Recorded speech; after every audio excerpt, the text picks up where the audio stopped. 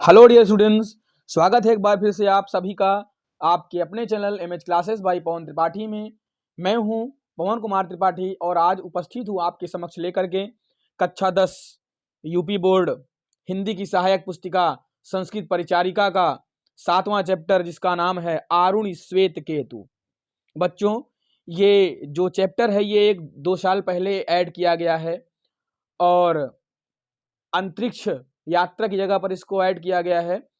और मैं आपको बता दूं कि और अभी तक आपने जो संस्कृत पढ़ी है वो साधारण संस्कृत थी, लेकिन यह वैदिक संस्कृत से लिया गया है, इसलिए इसकी भाषा थोड़ा सा कठिन है, इसके अक्षर थोड़ा सा पढ़ने में भी कठिन, समझने में भी कठिन है, लेकिन फिर भी मैं पूरा प्रयास करूंगा कि आपको समझाने में सफल रहूं। अभी तक आप सबने बहुत प्यार दिया है, आशा करता हूं कि आप सब इसी तरह अपना प्यार और आशीर्वाद बनाते रहेंगे। तो चलिए बिना समय नष्ट किए शुरू करते हैं। आरुणि श्वेत केतु संवाद। बच्चों, आरुणि महर्षि हैं और श्वेत केतु उनके पुत्र हैं। तो महर्षि आरुणि ने अपने पुत्र को आश्रम भेजा था ज्ञानार्जन करने के लिए, वैदिक भाषाओं का, वेद वेदांगों का ज्ञान अर्जन करने के लिए भेजा था। और जब वह श्वेत केतु वापस लौट करके आते हैं तो उनका और उनके पिता से जो संवाद होता है, उसी संवाद को यहाँ पर उसका छोटा सा अंश छंग्यो उपनिषद से लिया गया है। ये जो है छंगो उपनिषद से लिया गया है। तो उसी से इसको छोटा सा इसका अंश लिया गया है। तो आइए शुरू करते हैं। इसमें लिखा है सह, देखिए स और ह अलग लिखा है। अभी आप नॉर्मल जानते हैं तो स में आह की विसर्ग जब लगता है तो वह कहलाता है, लेकिन यहाँ स और ह लिखा है, उसका मतलब है साह। तो सह मतलब होता है वह, क्योंकि हा भी विसर्ग ही माना जाता है। तो वह 12 वर्ष उपेत्य, द्वादश वर्ष मतलब 12 वर्ष, उपेत्य मतलब होता है उपनयन चतु। तो वह 12 वर्ष पश्चात उपेत्य माने उपनयन करा करके, उपनयन होता है यज्ञोपवीत संस्कार, इसको जनेऊ बोलते हैं, हमारे हिंदू धर्म में बड़ी इसकी मान्यता है। तो वह कौन? श्वेत केतु। तो वह 12 वर्ष के पश्चात अपना उपनयन संस्कार करा करके और फिर 24 वर्ष, 24 वर्ष के पश्चात, मतलब 12 वर्ष की उम्र में उसका गुरुकुल में जनेऊ होता है और 24 वर्ष के पश्चात, 24 वर्ष तक वो वहां अध्ययन करता है। तो 24 वर्ष के पश्चात सर्वान वेदान आधीत्य, सभी प्रकार के वेदों को आधीत्य माने होता है ग्रहण करके, सभी प्रकार के वेदों का अध्ययन करके, वेदों को ग्रहण करके, महामना, महामना मतलब होता है बड़े मन वाला, बड़ी बुद्धि वाला, अनुचानमानी। तो यहां पर अनुचानमानी का मतलब होता है अहंकारी, अनुचानमानी का मतलब होता है अहंकारी, एक प्रकार से कह लीजिए बदतमीज, उद्दंड ना। तो वह 12 वर्ष के पश्चात उपेत्य उपनयन संस्कार करा करके फिर 24 वर्ष, 24 वर्षों तक सर्वान वेदान आधीत्य, सभी प्रकार के वेदों को ग्रहण करके महामना, बड़े मन वाला, अनुचानमानी, अहंकारी हो करके स्तब्ध ए आए। स्तब्ध माने होता है बड़ी शांति से, आए माने आकर के खड़ा हो जाता है तो बड़ी शांति से वहां आकर के खड़ा हो जाता है। आगे की लाइनों में क्या लिखा है? फिर तम माने उससे, पितोवाच, उससे उसके पिता ने कहा, श्वेत केतु यन्नु सौम्ये इदम महामना अनुचानमानी स्तब्धोऽस्यूत तमादेशम प्राक्षः। तो उसके पिता अब उससे सवाल कर रहे हैं, उसके पिता उससे सवाल कर रहे हैं कि हे सौम्य, देखिए सौम्य यहां पर श्वेत केतु के लिए उपयोग किया गया है, सौम्य शब्द श्वेत केतु के लिए उनके पिता ने उपयोग किया है। तो कह रहे हैं कि तम पितोवाच श्वेत केतु, उसके पिता श्वेत केतु से कहते हैं कि सौम्य इदम, इदम माने इस प्रकार, हे सौम्य, हे पुत्र, तुम इस प्रकार महामना अनुचान मानी, जो बहुत बड़े मन वाले अहंकारी हो करके, स्तब्धो अश्यूत, यहां जो आकर के तुम खड़े हो गए हो, तम आदेशम प्राक्ष, तो क्या तुम्हारे गुरु ने तुम्हें कोई आदेश दिया है?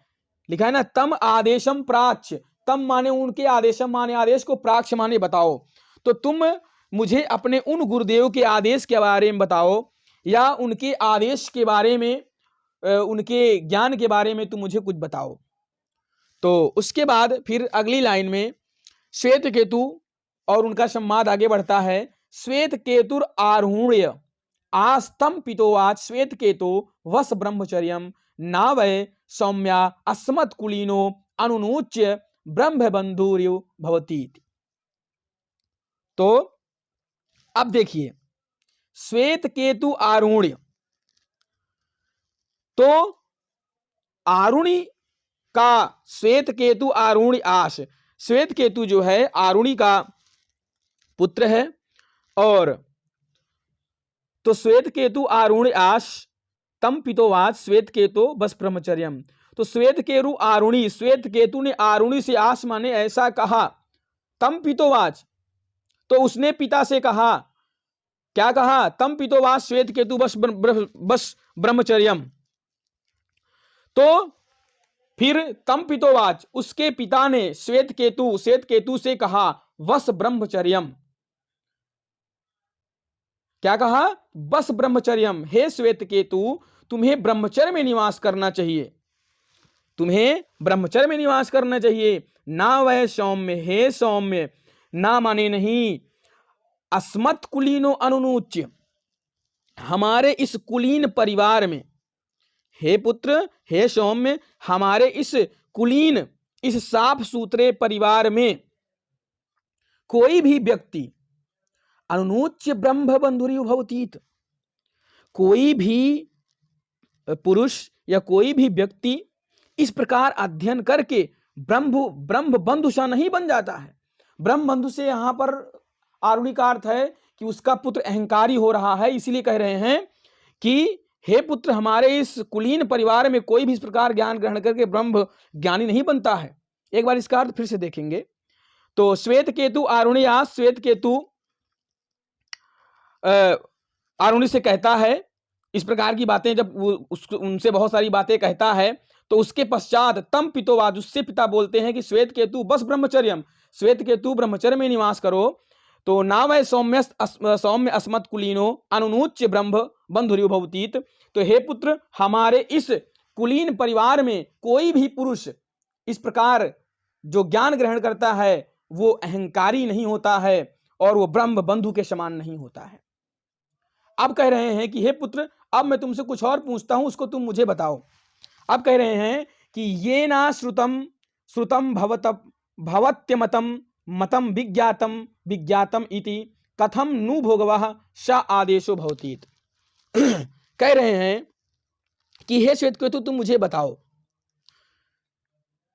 ये ना श्रुतम, जो ना सुना गया हो सुना हुआ हो जाए। आश्रुतम माने होता है ना सुना हुआ, अश्रुतम माने सुना हुआ हो जाए। तो हे पुत्र, हमें ऐसा बताओ कि ये ना श्रुतम, ये माने जो, तो जो ना सुना हुआ हो वो सुना हुआ हो जाए, और भवत्य मतम, और अमत, जो अमत है वो क्या हो जाए? मत हो जाए। अब विज्ञातम इति, जो अविज्ञात हो, जो ना ज्ञात हो, वो क्या हो जाए? ज्ञात हो जाए। तो तुम मुझे बताओ, क्या तुम इसको जानते हो? तो क्या कहता है कि कथम नु भगवः स आदेशो भवतीत। अब कहता है कि अब उनके पिता ने उससे पूछा, क्या तुम इसको जानते हो? तो कहता है कथम नु भगवः, हे भगवान, ये आदेश कैसा है, ये आदेश कैसा है, मैं इस आदेश को नहीं जानता हूं। फिर क्या कह रहे हैं उनके पिता आगे, और आगे क्या बोलता है कि ना वै नूनम भगवंतस्त एतद्वेद्विष्यद्वेत वेदिष्यन् कथम में नाव क्षत्रिति भगवा अस्त्वेव में तद्ब्रवीत्वेति तथा सौम्यति हुआच। अब देखिए, इसमें कहा गया है कि कह रहा है ना वै नूनम भगवंतस्ता, हे भगवान, निश्चित रूप से ही कथम वे ना छिंत्रति भगवा माने गुरुदेव, अब यहां भगवंतस माने भगवान, पिता के लिए कह रहा है कि हे पिताश्री, ना वे नहीं जानते हैं, कथम वे नाचंती भगवा, कथम वे नावक्षंत्रित भगवा, हे पिताश्री मुझे तो लग रहा है कि मेरे गुरु ये सारी बातों को नहीं जानते थे।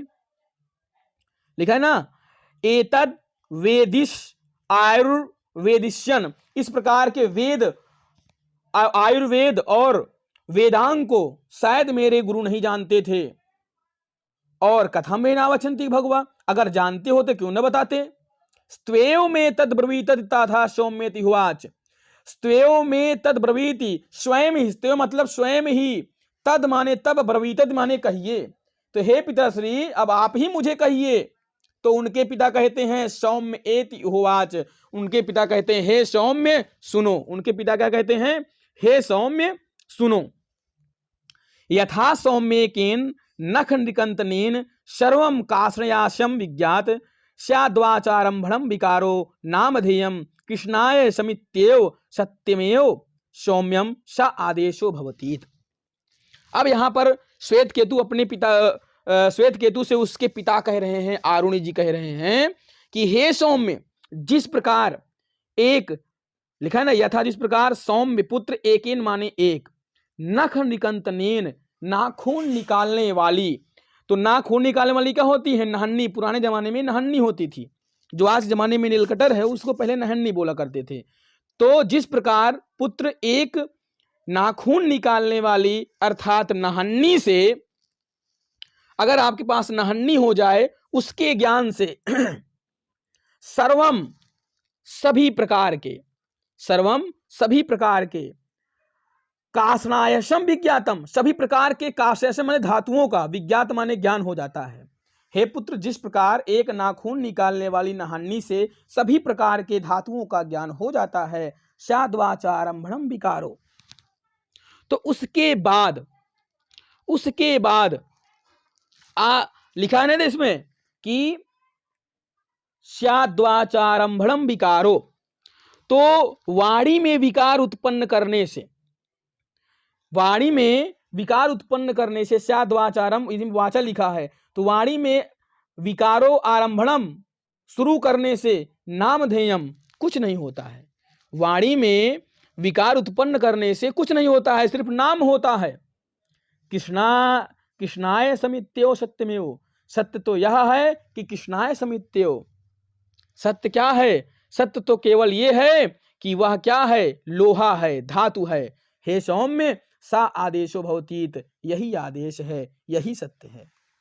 तो फिर से देखेंगे कि हे पुत्र, जिस प्रकार नाखून निकालने वाली एक नहन्नी से सभी प्रकार के धातुओं का ज्ञान हो जाता है, तो स्याद्वाचारम मणम विकारो, तो वाणी में विकार उत्पन्न करने से नाम मात्र होता है। और सत्य तो है कि वह धातु कहे की है, लोहे की है, कांस की है, और हे पुत्र यही सत्य है।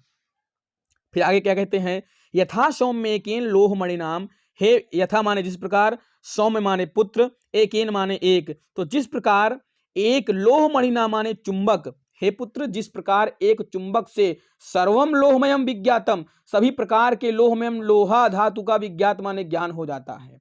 यथा जिस प्रकार सौम्य पुत्र एकेन एक, लोह मणिना लोहे की वो चुंबक से, सर्वम सभी प्रकार की, लोहमयम लोहे की धातु का विज्ञात माने ज्ञान हो जाता है। जिस प्रकार एक चुंबक से लोहे की, सभी लोहे की धातुओं का ज्ञान हो जाता है, स्याद्वाचारम अंभणम विकारो नाम धेयम, तो वाणी में विकार उत्पन्न करने से नाम मात्र होता है, बाकी कुछ नहीं होता है। और लोहम इत्यम सत्यम, सत्य तो क्या है कि वह धातु क्या है, लोहा है।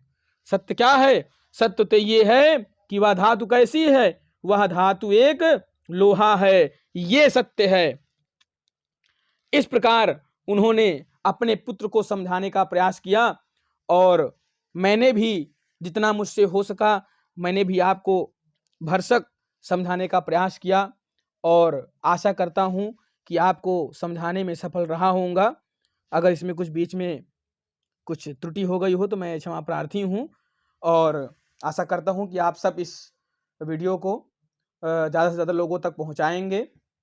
और संस्कृत की भाषा थोड़ी कठिन अवश्य है, लेकिन अगर आप प्रयास करेंगे तो सरल भी बन जाती है।